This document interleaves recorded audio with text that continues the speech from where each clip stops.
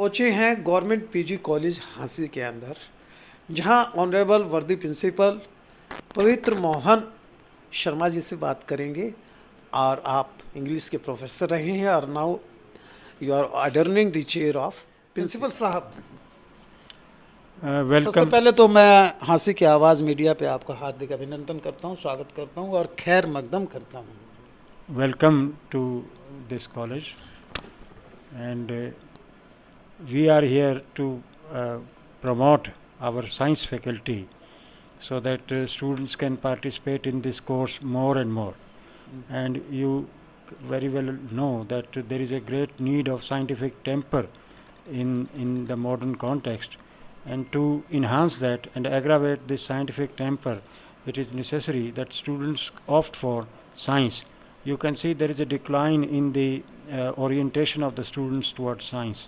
But science is a very important and integral subject, and the students should take care of it, and they should be inspired and encouraged to take this subject science. Thank you sir. Sir ने बताया कि हम non medical और math honours को promote करने के लिए आज सभी साइंस फैकल्टी की प्रोफेसर साहिबान भी सभी ये चलते हैं इनको साइंस की लैब के अंदर और जानेंगे कि क्या क्या एवेन्यूज। हम पीजी कॉलेज यानी कि हांसी के पीजी कॉलेज में पहुंचे हैं, जिसे गवर्नमेंट पीजी कॉलेज भी कहा जाता है। उनकी मैथ लैब के अंदर पहुंचे हैं और आप सर एचओडी हैं मैथ के, क्या नाम है आपका? धनेश कुमार जी। धनेश कुमार जी। धनेश कुमार जी, मैथ ऑनर्स क्यों ज़रूरी है और कितना जॉब ओरिएंटेड है और कितने एवेन्यूज़ हैं इसके अंदर, इस पे फोकस करेंगे आप? जी, मैथ में क्या है, जो हम कंपटीशन एग्ज़ाम के लिए जैसे बैंक पीओ हो गया, एलआईसी हो गया और मास्टर डिग्री हो जाती है, क्योंकि उसके लिए एक बेस की ज़रूरत होती है जो बीएससी ऑनर्स प्रोवाइड करवाती है। अच्छा। यही इसके लिए, और आगे चलकर हमारे बच्चे क्या होते हैं कि कंपटीशन एग्ज़ाम जो भी होते हैं उनमें पूरी तैयारी के साथ उनका बेस बन जाता है, तो पूरी तैयारी के साथ वो निकाल सकते हैं। जैसे रीजनिंग के क्वेश्चन आते हैं। जी बिल्कुल जी। मैथमेटिक्स के क्वेश्चन आते हैं जी। जो मैथमेटिक्स ऑनर्स कर लेगा और वो BMSc अगर एंट्रेंस में बैठेगा तो इजीली, बिल्कुल बहुत ईजी हो जाएगा, बहुत ईजी हो जाएगा उसके लिए एग्जाम। बिल्कुल। और इसके एवेन्यूज भी बहुत हैं। बिल्कुल।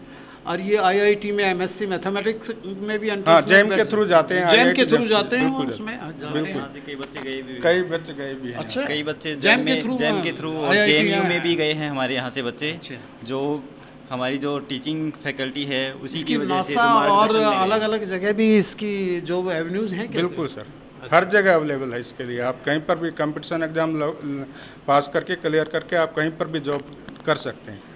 थैंक्स ऑफ यंग मैथमेटिशियंस हैं इनके तो हैं कोर्स थीटा ऐसा जी, फर्स्ट ईयर के अंदर फिजिक्स केमिस्ट्री बायोलॉजी भी पढ़ते हैं बच्चे। ये ऑनर्स जो करता है। सेकंड और फाइनल के अंदर प्योर मैथमेटिक्स हो जाए, यानी कि बड़े कन्वेंस पे मैथ पढ़ते हैं। यस यस, ऐसा ही है। यस सर, हमारे बीएससी फर्स्ट ईयर के अंदर कंप्यूटर साइंस भी है, बायोलॉजी भी है, फिजिक्स भी है, केमिस्ट्री भी है, तो जिससे बच्चों का बेस स्टार्टिंग में सब कुछ जो उनकी बेसिक नीड है वो कंप्लीट हो जाती हैं। ऐसा ही है। अगर बीएससी करने के बाद बच्चा अगर नेट के लिए एमएससी मास्टर डिग्री करना चाहे तो उसमें उसको बिल्कुल आसानी से उसका आराम से CSIR नेट निकल जाएगा, क्योंकि ये इंटेंसिव स्टडी कर लेता है वो मैथमेटिक्स में। ऐसा ही है ना? बिल्कुल बेस तैयार हो तो जाता है। वैसे जीनियस लगते हो और जर्नियस लगते हो क्योंकि स्पेक्स लगे हुए हैं आपके।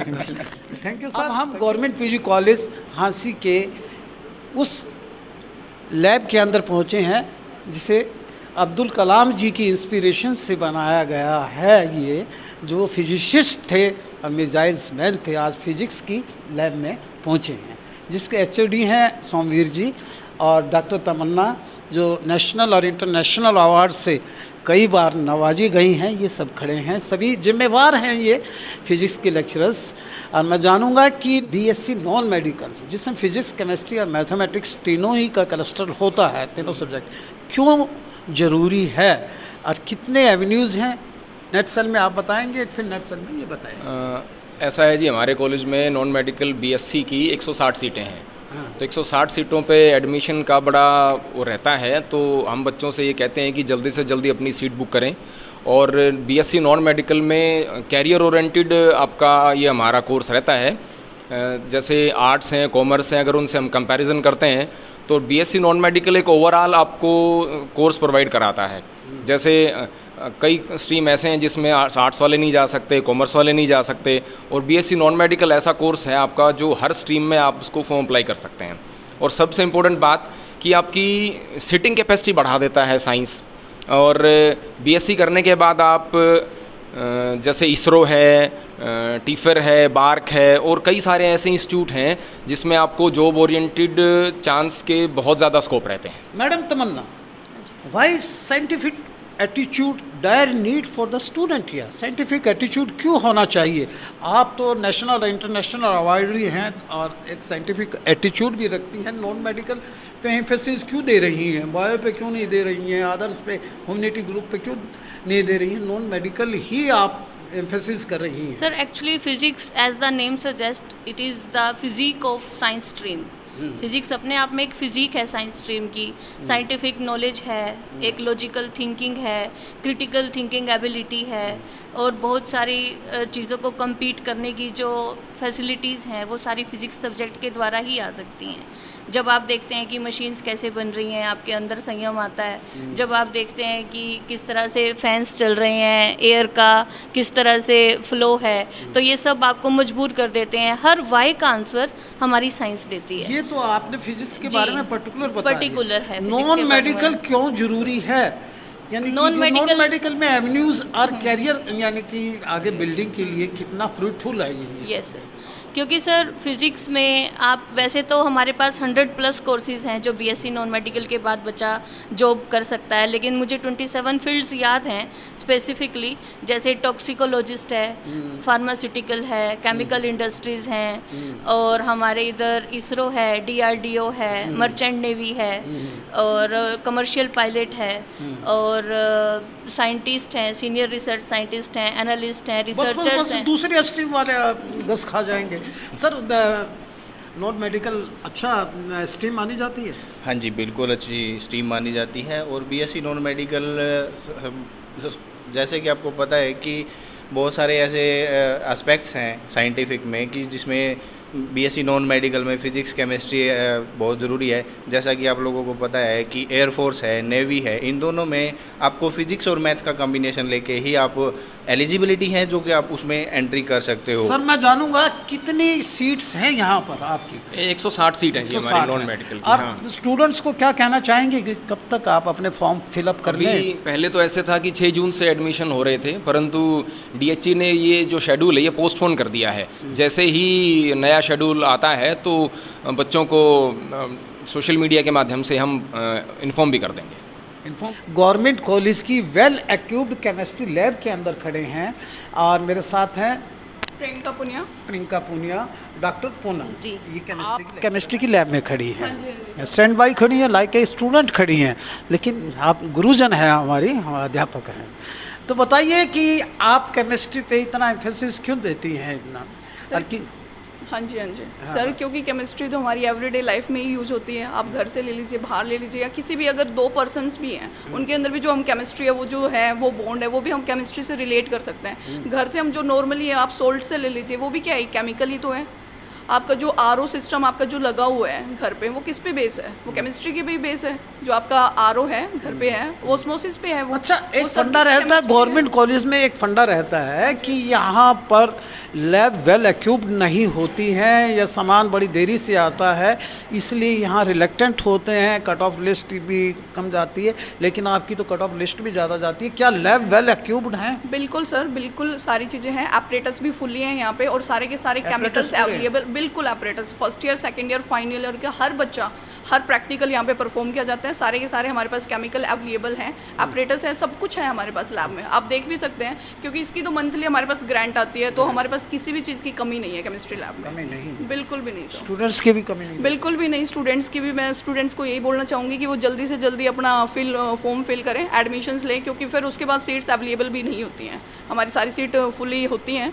डॉक्टर पूनम, ये नॉन मेडिकल की मैंने फिजिक्स का भी जाना, मैथमेटिक्स का भी जाना और केमिस्ट्री के बारे में भी, नॉन मेडिकल की एवेन्यूज़ और जॉब ओरिएंटेड और कैरियर ओरिएंटेड कितनी है? बहुत ज़्यादा है सर। जैसे तमन्ना मैम ने बताया था, हमारे पास 27 ऐसी फील्ड है जिसमें बच्चे बीएससी नॉन मेडिकल करके जाने के बाद में वहाँ पर अपने फॉर्म अप्लाई कर सकते हैं या उनमें जा सकते हैं। 27 ऐसी फील्ड्स हैं जिसमें सोमवीर सर ने कुछ एक बताया था, जैसे DRDO में है, इसरो में है, फोरेंसिक लैब्स में है, स्पेशली नॉन मेडिकल के बच्चे जाते हैं, स्पेशली केमिस्ट्री है, फिजिक्स, यही उनकी बेसिक नीड्स होती है। और हमारे केमिस्ट में है मेनली यही, या और अदर बहुत सारे ऐसे फार्मेसी में भी है, बहुत सारी इंडस्ट्रीज़ वगैरह भी ऐसी हैं जहाँ पर हमारे बीएससी नॉन मेडिकल की बेसिक नीड होती है। रिसर्च फेलो भी चलेगा? हाँ, रिसर्च फेलो में भी चलेगा सर, साइंस के लिए। मैं एक और चीज़ बताना चाहूँगी, यहाँ पर कॉलेज में फ्री पासपोर्ट, फ्री DL और फ्री बस पासपोर्ट, वो बस क्या है, बस पासपोर्ट, सॉरी सर, हाँ, free driving licence, free passport और फ्री बस पास बनता है, लड़कियों के लिए भी लड़कों के लिए भी। बंसल जी, मैं हाँसी की आवाज़ से आपके दर्शकों को ये ज़रूर कहना चाहूँगा कि जो आपने अभी थोड़ी देर पहले एक UPSC का क्वेश्चन उठा था, मैं ये कहना चाहूँगा कि साइंस के बच्चों के अंदर एक टीचिंग एबिलिटी, एक साइंटिफिक एप्टीट्यूड होता है। वो टीचिंग के लिए इतनी देर तक बैठ सकते हैं कि उनके लिए UPSC क्रैक करना भी बहुत ईजी हो जाता है। बाकी जो दूसरे सब्जेक्ट्स हैं वो उनमें इतना स्कोरिंग नहीं कर पाते हैं। साइंस के ऐसे सब्जेक्ट्स हैं जिसमें आप SSC हो, UPSC हो, जो भी सरकारी नौकरी से रिलेटेड आपके फॉर्म निकलते हैं, उनको क्लियर करने में सबसे ज़्यादा साइंस के student. Thank you sir. Science के स्टूडेंट की जो है सीटिंग ज़्यादा होती है और वो कोई भी टेस्ट में कंपटीशन में बैठता है, इवन UPSC में बैठता है तो उसको क्रैक कर जाता है, जैसे सर ने बताया। और साइंस के स्टूडेंट का साइंटिफिक एप्टीट्यूड बहुत होता है। स्मार्ट रूम है, वेल एक्यूप्ड लैब्स हैं और सेंट्रली AC लैब हैं, और इसलिए और बहुत वेल यानी कि क्वालिफाइड फैकल्टी है यहाँ नेट क्लियर करके। जिससे भी बात करता हूँ वही डॉक्टर नज़र आता है, तो सभी डॉक्टर्स यहाँ और PhD हैं। इसलिए आप यहाँ आइएगा और साइंस के स्टूडेंट बन के देश का नाम रोशन कीजिए और अपना करियर बनाइए।